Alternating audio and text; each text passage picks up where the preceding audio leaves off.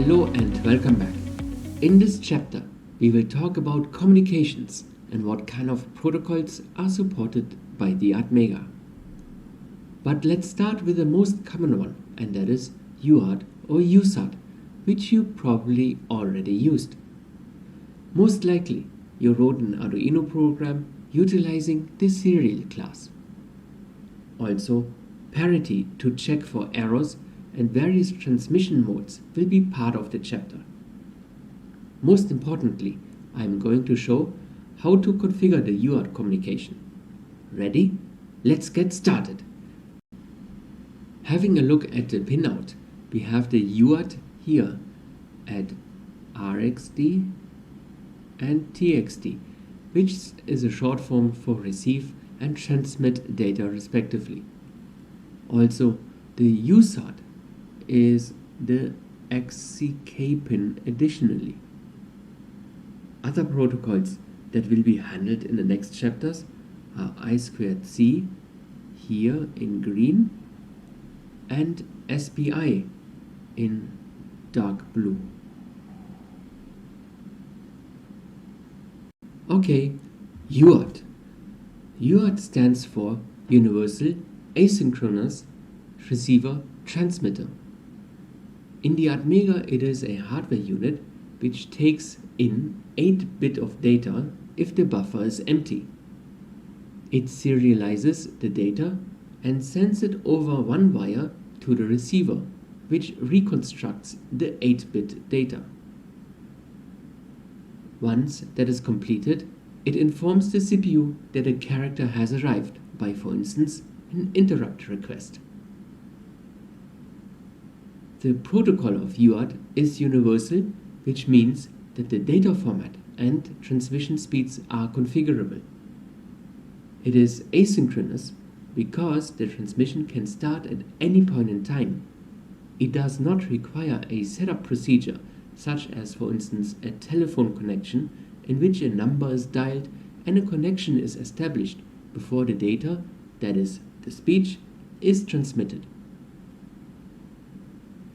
And it is a receiver and transmitter, which always comes in pairs. So, what goes over this serial link? And how does the receiver know that a transmission is about to start? Let's have a look at the protocol. Okay, we said that the protocol can be configured. Here we see the waveform of data being transmitted. First of all, if there is no data, the data line is held high. It is also called the idle state.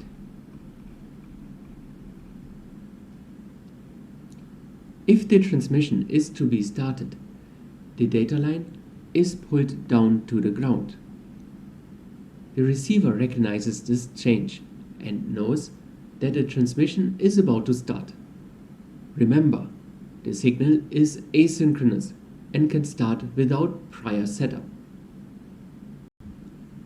The start is indicated by a low level on the signal line, and this is also called the start bit or ST. After a specific amount of time, the data bits are being transmitted. At minimum, 5 bits are transmitted. However, up to 9 are possible, as indicated by the squared brackets. That is followed by an optional parity bit and 1 or 2 stop bits, which are always high. After the so-called frame,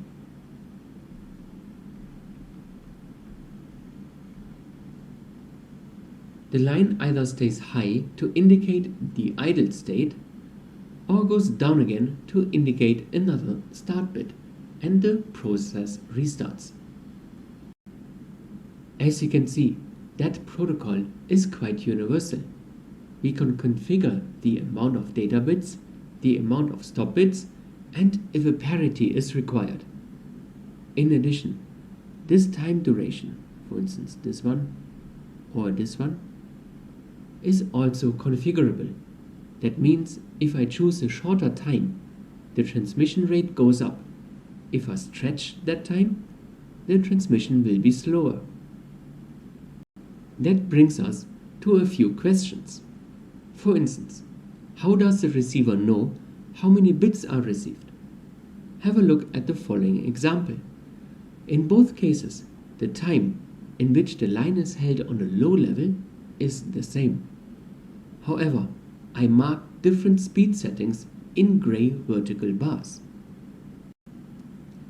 We know that the first bit is a start bit. However, the upper waveform transmits at least 1, 2, 3, 4, 5 zeros. We do not even know that this is a stop bit. It could be a 6th data bit. Is this one the stop bit then?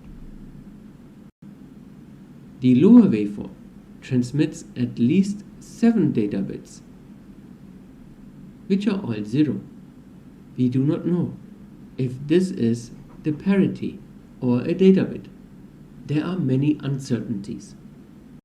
Hence, in UART, it is important that both the sender and the receiver are configured with the same settings so that the communication is successful. There are a few more conditions that need to be fulfilled to minimize errors. First, the receiver has an internal clock running at the same frequency like the transmitter. When the receiver recognizes the start bit, it synchronizes its clock to that start bit. Somewhere in the middle of the clock period, the data from the data line is sampled. As you can see in this example, the receiver starts its internal clock a little bit later compared to the internal clock of the transmitter, maybe due to the signal delay and clock startup time. That delay in the clock signal is called clock skew, and it should be minimized. A higher clock skew will result in transmission errors since the data is sampled at the wrong time. So far, we talked about UART, in which the protocol needs to be configured on both the transmitting as well as receiving end. The difference to USART is that USART has another line called XCK, which carries an additional clock signal. While now the wiring is more challenging, what are the benefits of this additional line? Here is an example. It looks very similar to the UART frame that we had earlier. However, in this case, the start and stop bits are omitted. The purpose of the start bit was to synchronize the receiver clock. Since the clock is provided by the transmitter, that synchronization bit is not required anymore. Therefore, the data transmit rate is higher compared to UART.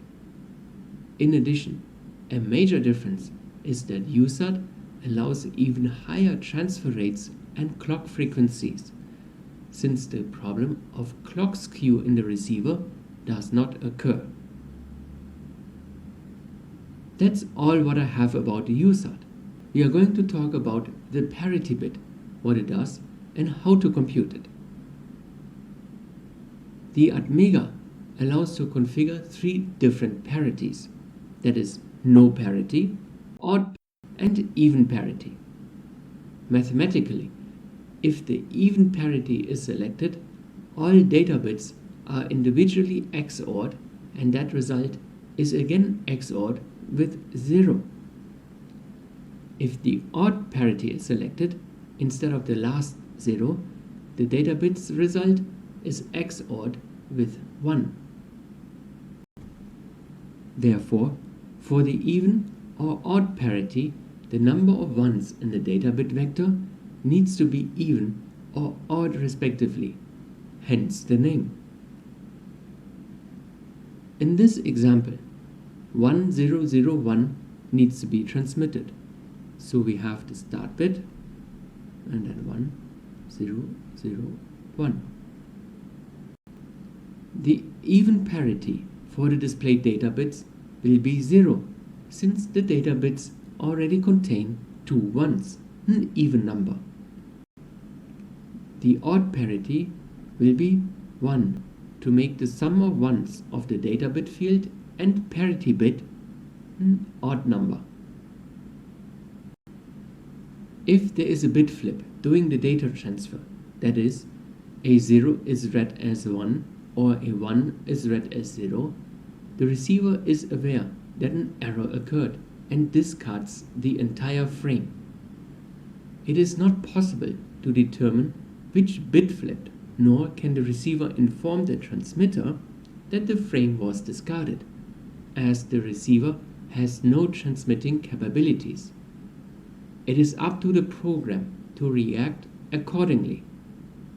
Fortunately, there are status bits that are set if, for instance, the frame is discarded due to parity errors, but also if the buffer was full and has been overwritten by the next received frame, or in case of synchronization errors. While the insertion of the parity reduces the data transfer rate, it can be fairly easily implemented in hardware just by using an XOR gate and a flip-flop. The odd and even parity mechanism can only detect an odd amount of bit flips. Have a look at the next exercises in which you will see which bit flips cannot be detected. If a more complex error correction is required, other algorithms need to be implemented. The cyclic redundancy check, or CRC in short, is one of them.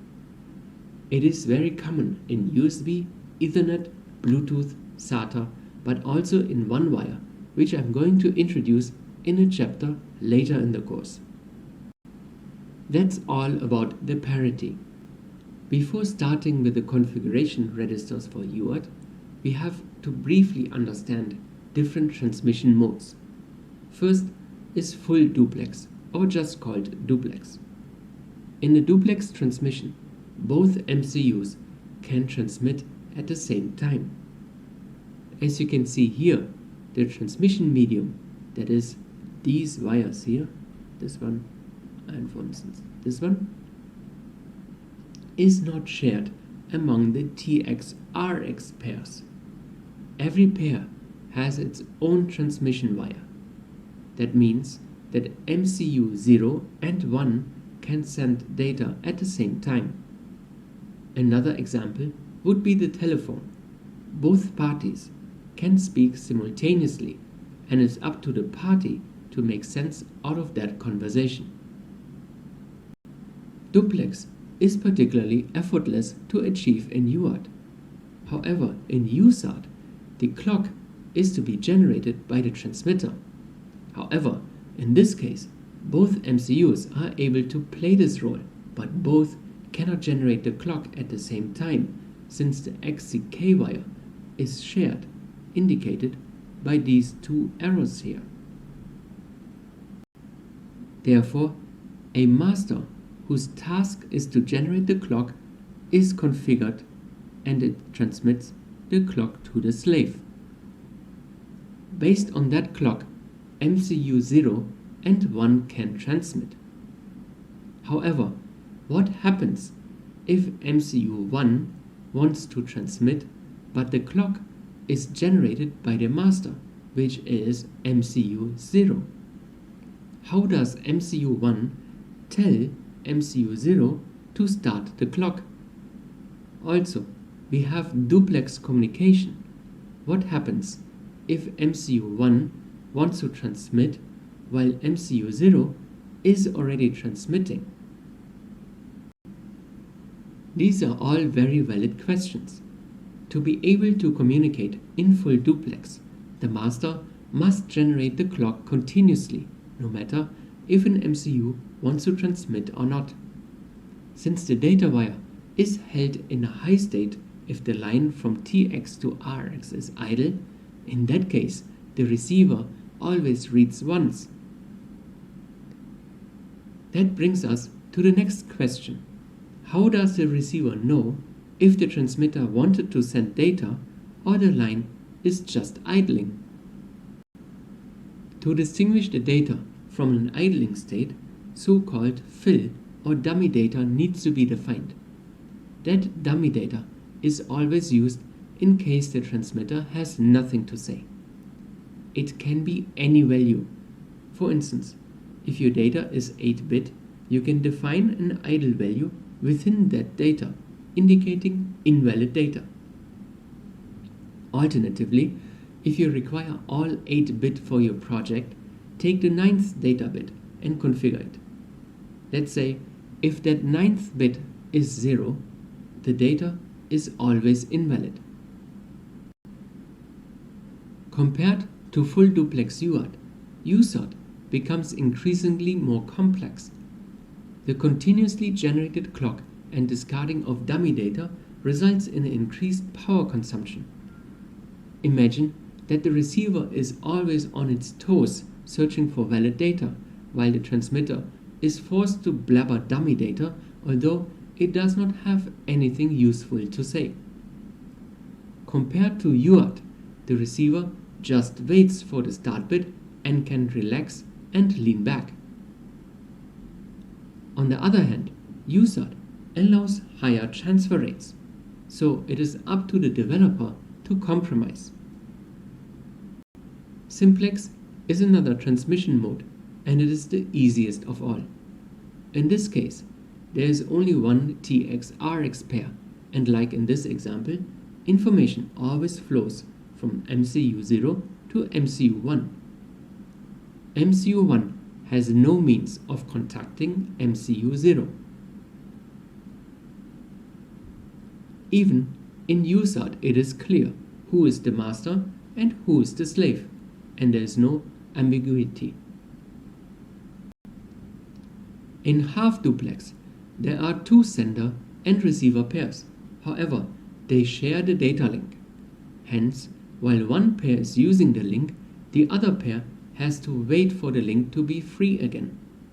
While both MCU0 and MCU1 can communicate, they have to do so sequentially. As you can see, the demuxers allowing to share this wire are outside of the MCU.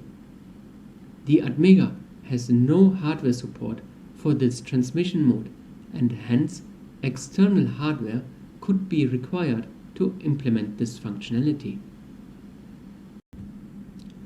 Alternatively, the transmitter can be connected to two receivers, its own and the receiver of the other MCU. However, in this case, the own receiver will recognize anything that the transmitter sends and has to discard it. The problem is how to distinguish garbled data if MCU0 and MCU1 start to transmit at the same time. It could be fairly simple. Both receivers check if the received data matches their own data sent out. If there is a mismatch, it is assumed that both MCUs send simultaneously, and they can start a random countdown, after which they retry, hoping that both countdowns are different. Otherwise, MCU0 and 1 have to restart the procedure. Since the TX loops back to the RX, this so-called loopback setting can be used if, for instance, there is an MCU that plays more of a master role. It sends data and expects a reply shortly after. The other MCU does not initiate communication by itself. Imagine an MCU that measures the temperature and transmits the values only if asked to do so. That's all about different transmission modes. Let's talk about how to utilize the UART in the ATmega MCU. The block diagram is separated into three fairly independent blocks. the clock generator at the top, the transmitter in the middle, followed by the receiver and the configuration registers at the bottom. I said that they are fairly independent because there is, apart from a clock from the clock generator, no data shared among the generator, transmitter and receiver. If UART is selected so that the clock generator at the top is not required, the transmitter and receiver are entirely independent. Therefore, they work independently of each other and transmission in Simplex are an option. Let's have a closer look at the blocks. This is the clock generating block. As you can see, it is connected to the XCK pin, which can be an input as well as output, but not at the same time as discussed before, depending if this MCU is a master tasked with the clock generation or a slave. Even if the pin is not used, it generates the clock for the TX part, as we will see in a minute. In addition, it has a register called UBRRN, which is connected to the baud rate generator. Essentially, this register determines the transmission speed, and we will talk about how to configure it in this chapter as well. This is the transmitter. One input is the clock from the clock generator from the previous slide. It also takes the data in the UDRN register and copies it to the shift register. With the clock signal, it shifts to that register and transmits the least significant bit to the TXDN pin. If parity is activated, the parity generator will add the parity once all bits have been shifted out. This is the receiver part.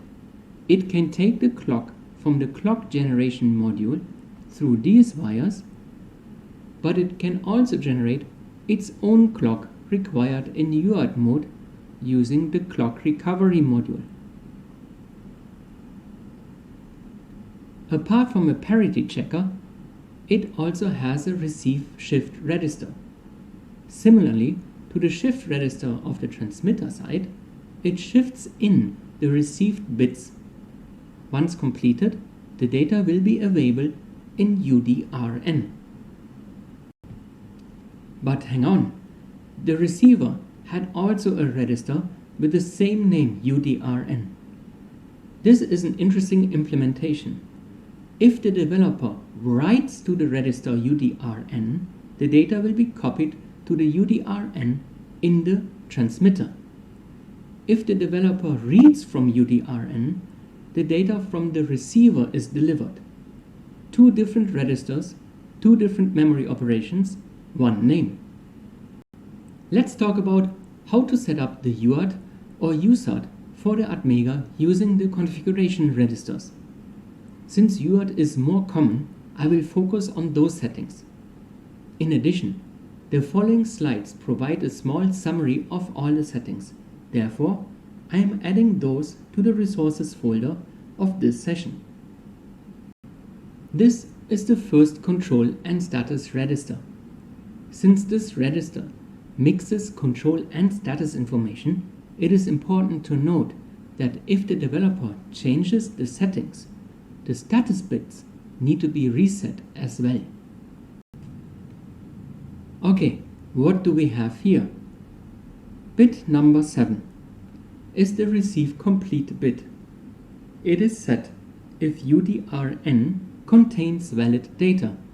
It is cleared when UDRN is read. The next bit is slightly different. The TXCN bit is set if the transmission is completed and the shift register is empty. That means the data has been copied from the UDRN to the shift register and it has been completely shifted out and transmitted. The UDREN bit indicates that the UDRN of the transmitter is empty and its previous data has been copied to the shift register of the transmitter. So you can be certain that UDREN is set before TXCN. If UDREN goes up, you can copy the next data packet to UDRN, while the transmitter keeps shifting out the data of the previous packet in parallel. Fortunately, all those signals can cause an interrupt request, so you do not have to actively poll and wait for the transmission to complete, nor check from time to time if the MCU received something. The next 3 bits are error codes. First indicates a frame error, or FE. That is, the stop bit was received incorrectly. The second one is a data overrun. That happens if in the receiver the UDRN and the shift register are full, and in addition a new start bit has been detected. And the third bit indicates a parity error. All 3 bits need to be set to 0 if you write to UCSRNA. Bit U2XN is a control bit. We will discuss the meaning of this bit when we talk about configuring the transfer speed. Just keep that name in mind for the time being. MPCMN stands for Multiprocessor Communication Mode. The meaning of this bit will be discussed in a chapter about SPI. This is the second control and status register. The first 3 bits activate the interrupts for receiving complete, transmission complete, and transmit buffer ready respectively. RXEN and TXEN activate or deactivate the transmitter and receiver to allow duplex and simplex modes. By default, both are deactivated and the ports show normal pin behavior. UCSZ N2 is used to configure the amount of data bits. Unfortunately, the other bits are in a third control and status register. Hence, I would like to defer the setting till we talk about the last configuration register. RXB8N and TXB8N store the 9th bit for the receiver and transmitter respectively. Usually, we work in packets of 8 bits in size, but if you need 9 bits, then for the transmitter, this bit needs to be written first before writing the remaining 8 bits to UDRN. And this is the last configuration register, UCSR NC. UMCell N1 and UMCell N0 determine if the hardware unit runs in UART or USART mode. If both bits are 0, then it is UART, the default.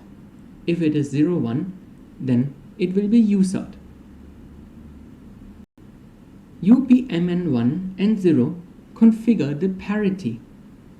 It is either disabled, even, or odd. And USB-SN defines how many stop bits would you like to transmit.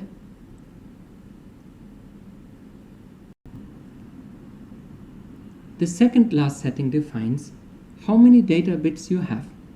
Remember that UCSZN2 is in the second configuration register and not mentioned in UCSRNC. Choose any setting except the values marked as reserved.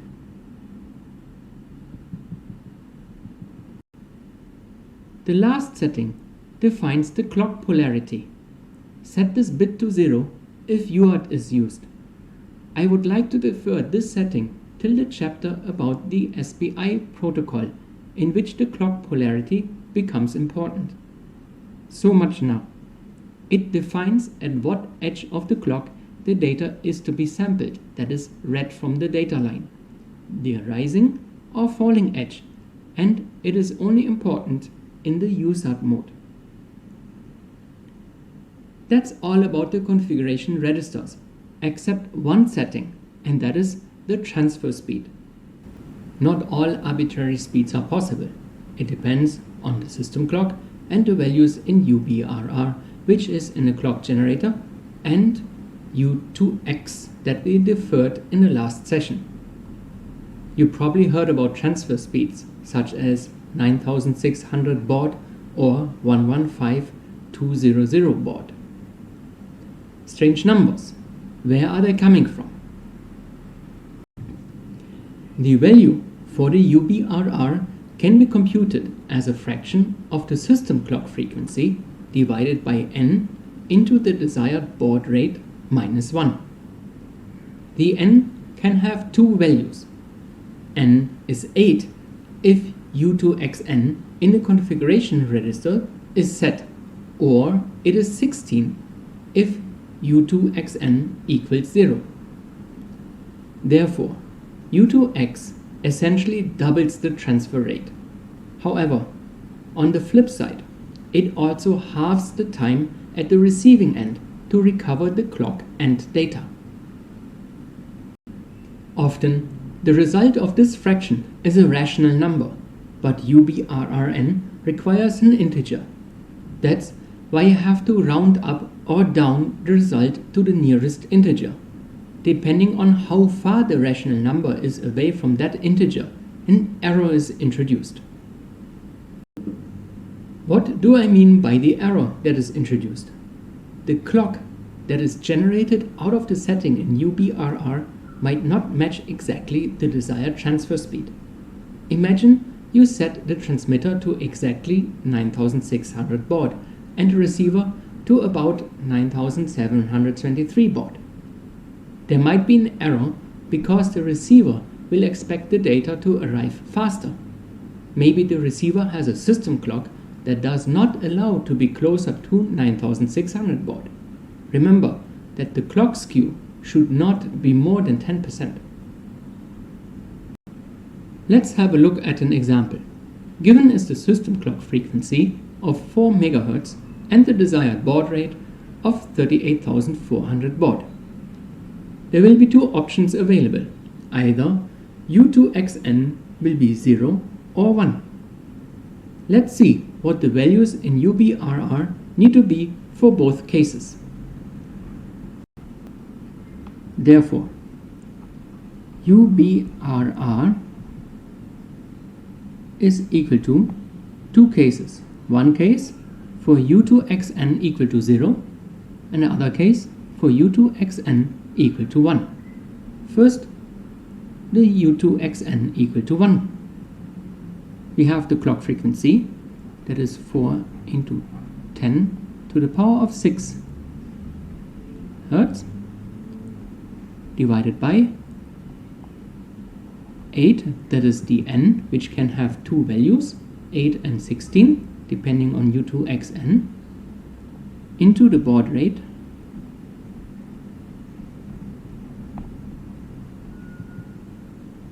and minus 1.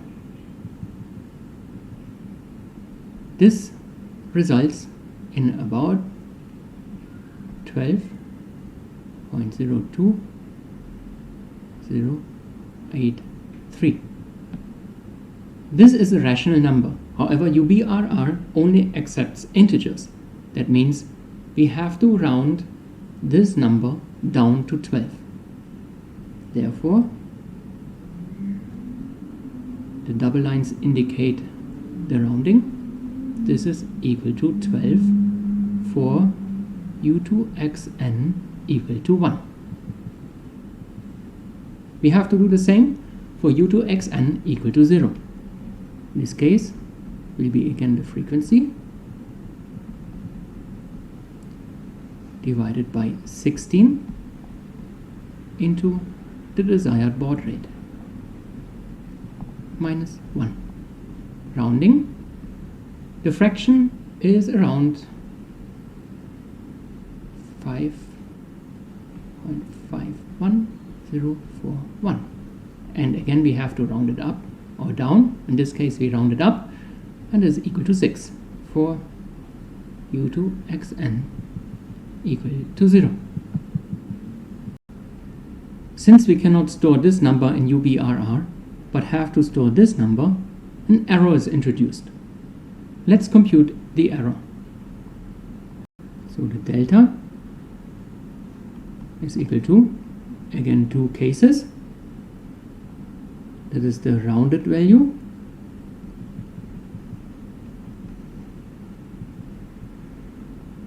divided by the floating value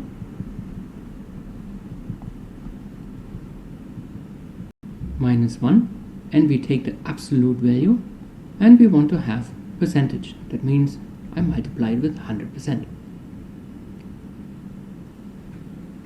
This is 0.17% for U2xn equal to 1. And for U2xn equal to 0, the error will be 8.88%, which is quite significant. Assume that this baud rate is fixed. However, we can change the operating frequency of the system. So the question is, what kind of frequency do we need to bring down the error to 0? Therefore, we are looking for the frequency which is computed by UBRR plus 1 into n into the baud rate.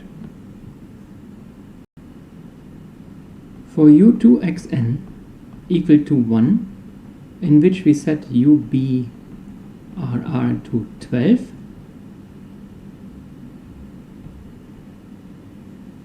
the best frequency to bring down the error to 0 is around 3.9936 megahertz. For U2xn equal to 0, in which we set UBRR equal to 6, for the desired bandwidth, the frequency has to be 4.3008 megahertz. In both cases, the error will be 0%. So you have to go to the electronics store and ask for a quartz that swings at these frequencies. Sometimes not an easy task to accomplish.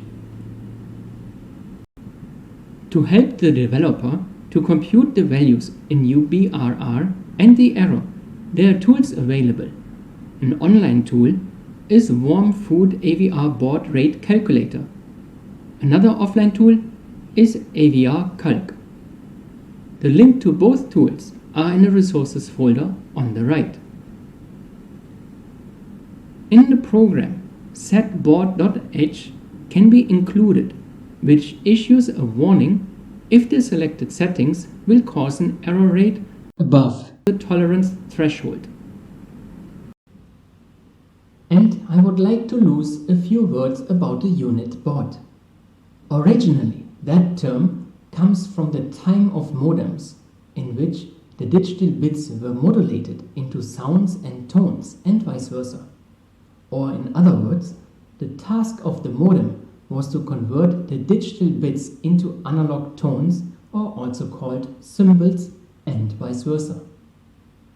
Back in the days, we used modems to connect to the internet, producing funny sounds while doing so, like this one.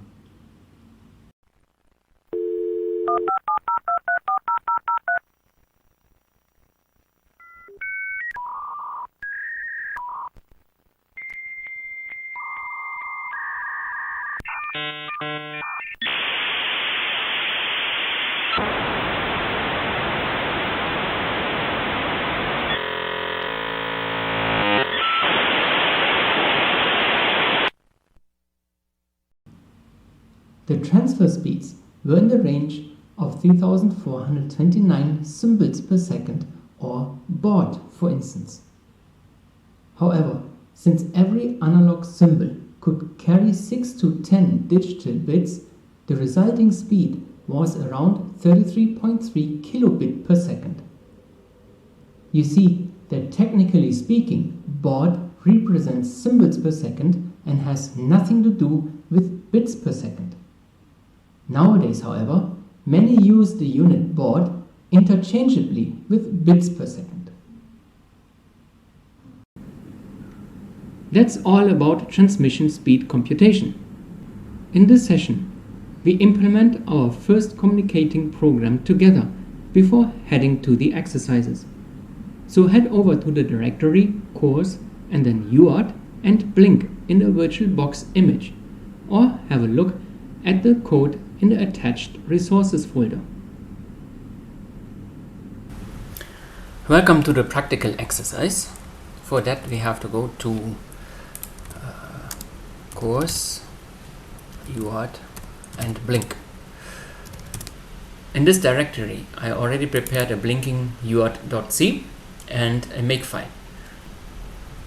We would like to implement the following functionality. If I send a 1 from the PC to the Arduino, the onboard LED should turn on. If I send a 0, the same LED should turn off. Let's have a look at blinking UART.c. There's nothing inside. I just configured the onboard LED pin to be an output, and I have the while loop and a return 0 which we'll never reach. In the lecture we had several options to choose from to calculate the UBRR values for the transfer speed. One of them was including setBaud.h. Let me use it. Include. It is a utility, setBaud.h. To use this file, several conditions have to be met. Let me show the content of setBaud.h. For that, let me put the program into the background. The Arduino is installed in opt Arduino, and let's search for the file. And here it is. Let me show you the content. Okay.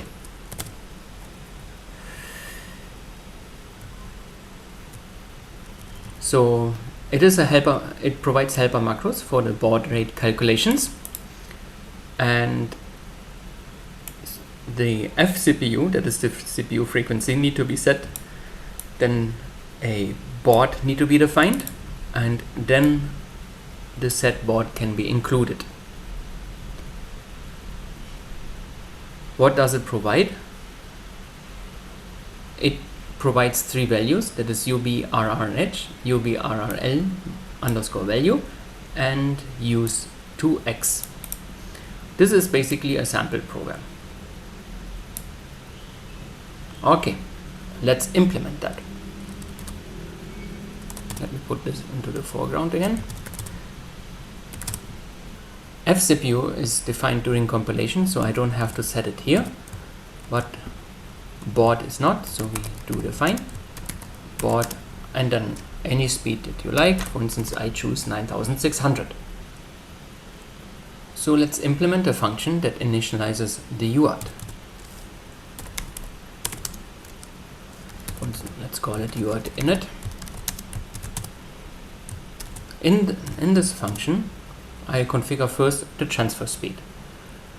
UBRR 0 is a 16-bit register, and we set first the upper byte is equal to UBRH value. This value has been defined in setBaud and it's computed there. I do the same with the lower value.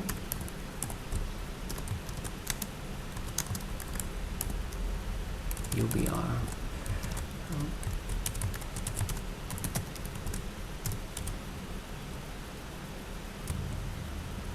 setBaud.h tries to get as close as possible to the desired transfer rate. As shown in the computation, there are two ways to compute the error rate. 1 is with U2X set to 0 and 1 is with the U2X bit set to 1. If the error rate is lower with the bit set Baud.h defines U2X. So we have to check for this. If this is defined, then we have to set the U2X bit. Where is this U2X bit located? Let me fire up the manual.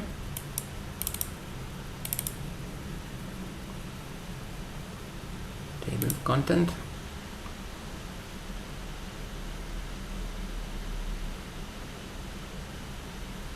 Register description. And here it is. So it is in UCSRNA.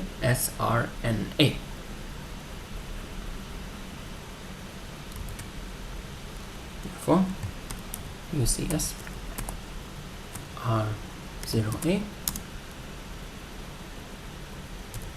equal to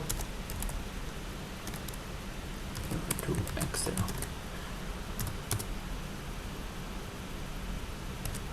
If the use 2x is not set, we have to set it to 0.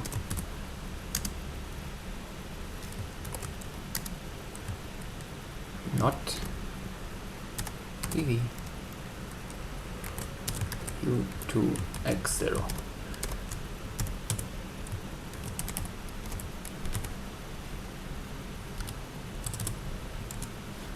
Further, I would like to configure 8-bit data.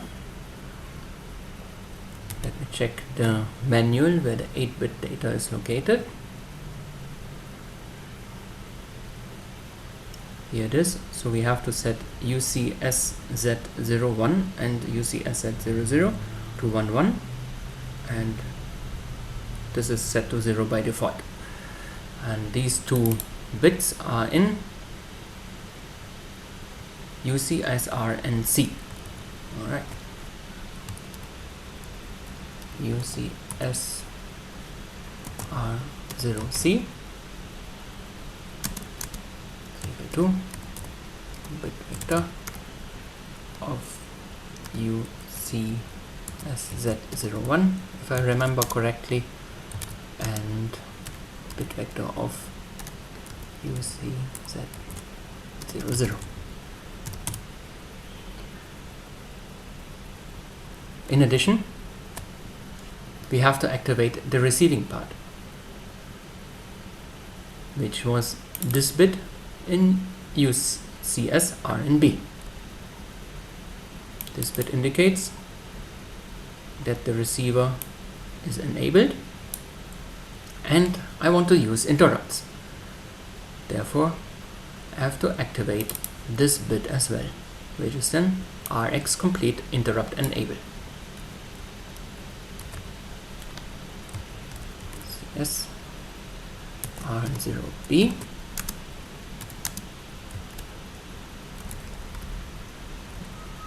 First I enable the receiving part and then I enable the interrupt.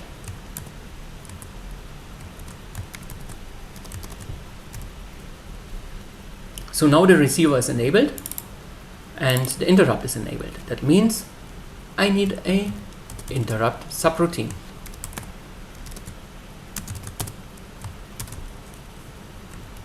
But what vector do I have to mention here? Let's consult the manual.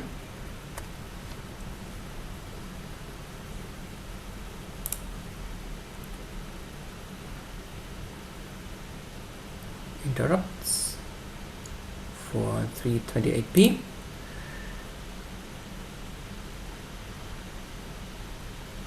Alright, here I have a USART RX, that is a USART RX complete. However, there's a comma here, which I cannot write into the ISR parameter. So we have to figure out the name for the USART RX. A good source of information is the AVR library.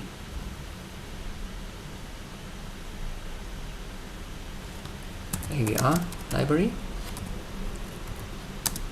interrupt.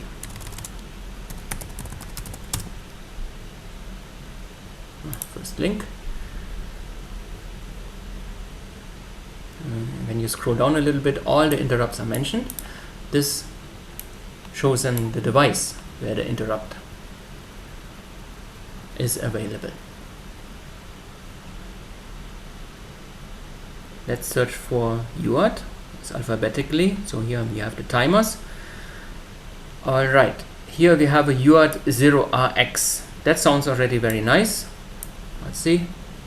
But it's only available for ATmega 161. We have ATmega 328p, so this is not applicable for us. Then we have a UART 1, which is for the same MCU. Then we have a UART RX. Let's see if it's mentioned here. No, still not applicable. Then we have a USART 0RXC, also not applicable. I think it's faster just searching for ATmega 328p, and here we are.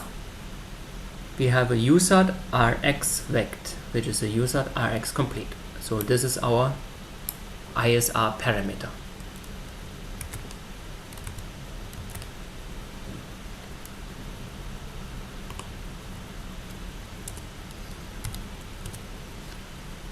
So this interrupt subroutine is executed every time a character is received. This character will be in UDR.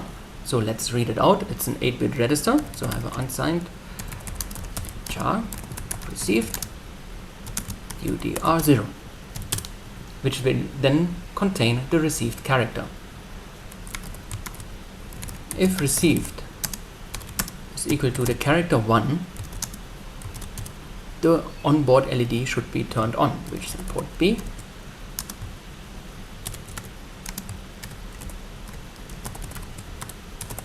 It will be port B5. And if the character that we receive is 0,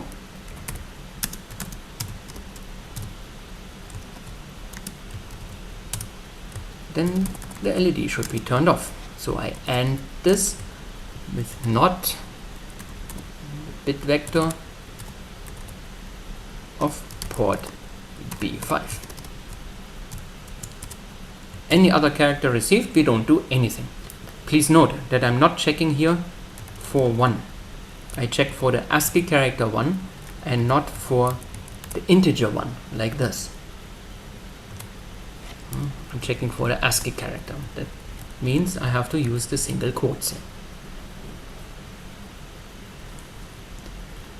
Okay, in the main, after configuring the digital pin to be an output, I have to initialize the UART, which I can do just by calling the function.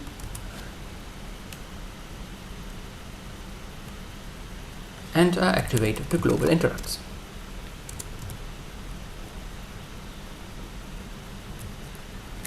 Okay, let's see if it works.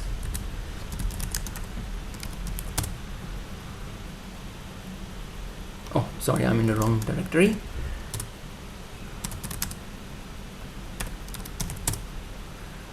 So we have several warnings here.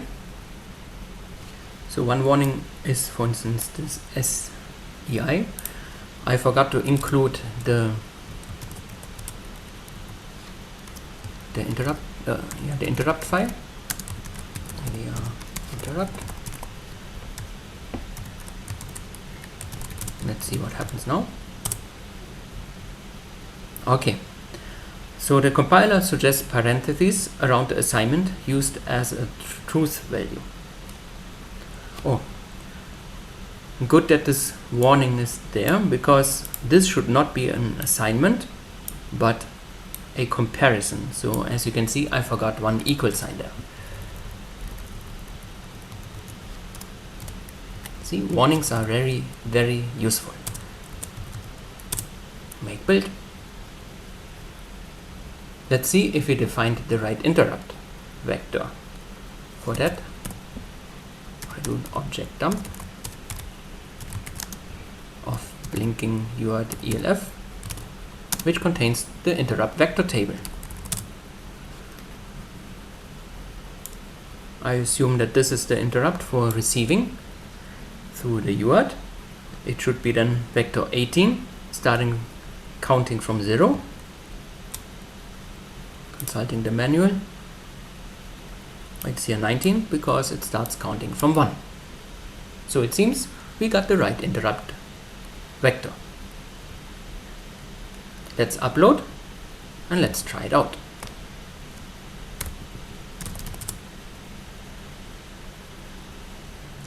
To send characters to the Arduino, I suggest any terminal program, but in this case I pre-installed Qt.com. So we use 9600, 8 data bits. We don't have any flow control, we don't have any parity, we have one stop bit, that is the default configuration. And you have to define the connecting device. Once this is done, let's connect. So nothing happens. So I just sent the characters, so I don't need a new line character here at the end, so that's why I put none. And let's transmit A1 to turn on the LED. And does it turn on? As you can see, it does. Turn it off, turn on, turn off.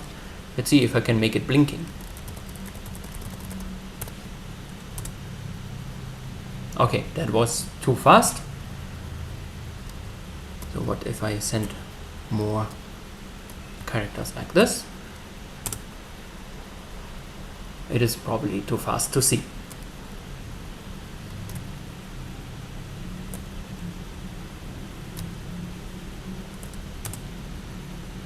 But you can see a little bit of blinking there. In our program, we said that we want to have a transfer rate of 9600. But what's the error rate when we put this value? Let's go to Worms Food AVR calculator.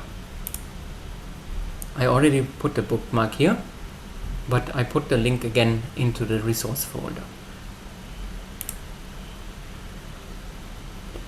Our clock frequency is 16 MHz and our bit rate is 9600. Let's make the tables. So this is the clock frequency. So let's go to 16 MHz. Here we are. And 9600. This is the UBRR value. And our error rate is 0.2%. The set Baud.h prints a warning if the error rate is above 2%. So if you put, for instance, 230400, the error rate is around 8% and it should print out the warning. Let's try this out.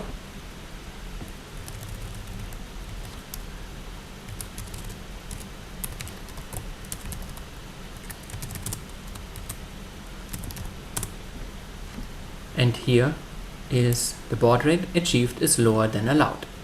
Make sure if you compile the program, if you don't see the warning, that you use minus capital W all and not minus lowercase w, which suppresses all warnings.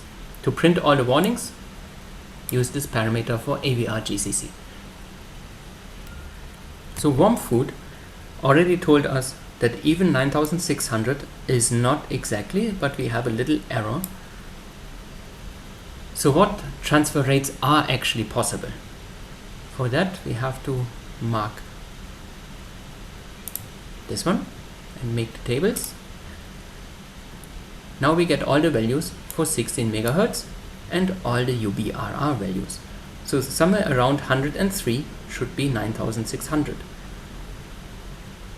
So we see here for 103 we get 9615.38 and the next value 104 will be 9523. So we are a little bit off 9600 no matter which UBRR value we take.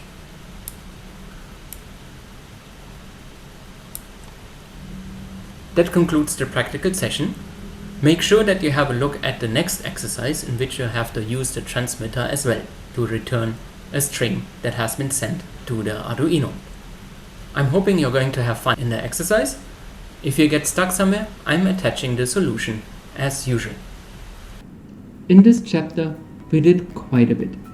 We talked about how to communicate using the serial UART or USART interface and what the differences between those two terms are. We learned about how the UART protocol looks like with its start, stop and parity bits and how the parity is computed. Further, I explained the differences of duplex, half duplex and simplex and what to look out for in case USART is used for communication using especially the duplex mode. Towards the end, we configured the UART registers, talked about transmission speeds and errors, and just came back from the practical programming session.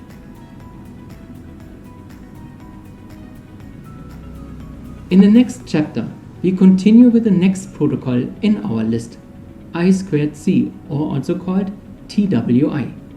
Before heading there, please have a look at the exercises that follow at the end of this chapter.